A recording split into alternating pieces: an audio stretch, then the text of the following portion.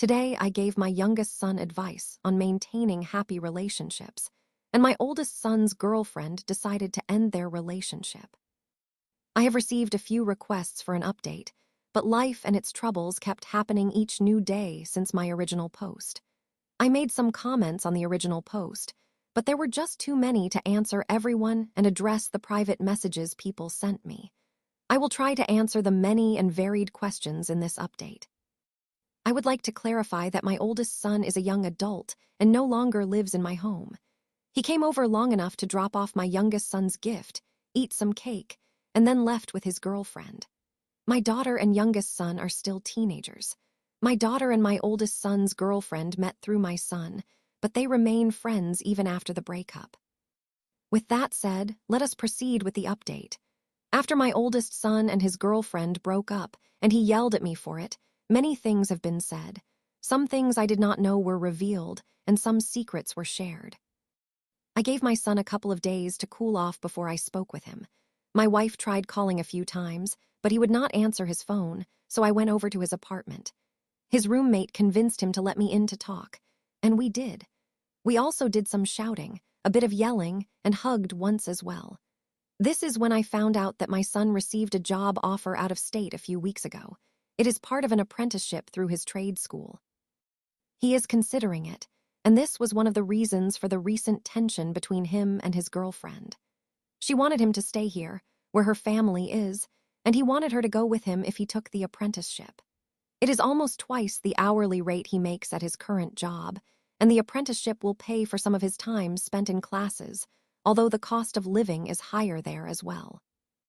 Some people pointed out that my son is a bit misogynistic, and I initially thought that may be somewhat true.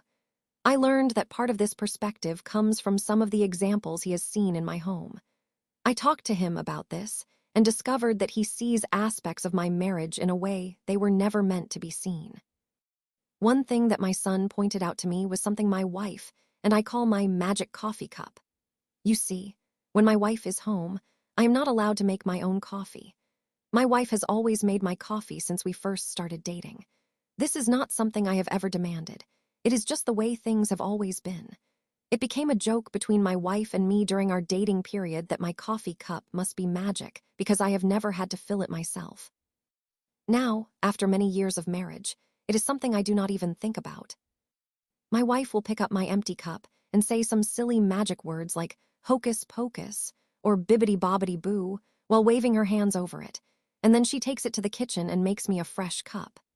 Sometimes I will pick up my empty cup and say some magic words and then shake the cup or peek inside and then, in a pitiful, whiny voice, say to my wife, "Honey, my magic cup isn't working again." On the few occasions I have tried to make my own coffee when she is home, she gets up, gently nudges me out of the way, and prepares it for me. I learned my lesson long ago, but my kids never saw that play out when it first developed. This is not the misogynistic act my oldest son believes it to be.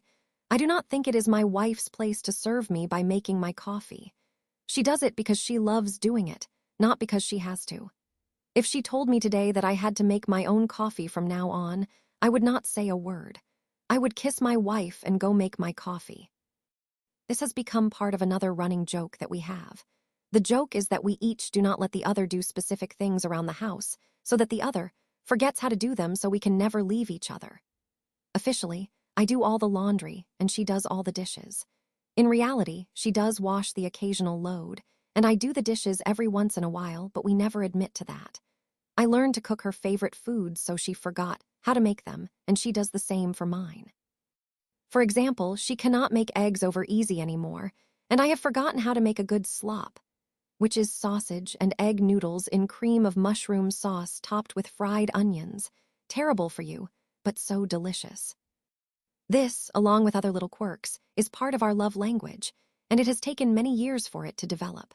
My son mistook the nuanced unspoken, or joked about, parts of our marriage for some sort of male-female traditional marriage role nonsense.